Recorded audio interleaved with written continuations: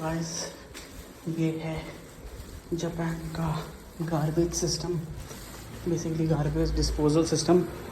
इसके अंदर हमें अपने गार्बेज को 4 to 5 पार्ट्स में डिवाइड करना होता है and we have to throw them in this common garbage box of every apartment. तो हर अपार्टमेंट का होता है कॉमन गार्बेज बॉक्स। यहाँ से खोलते हैं and we open it up and first of all we have to segregate recyclable।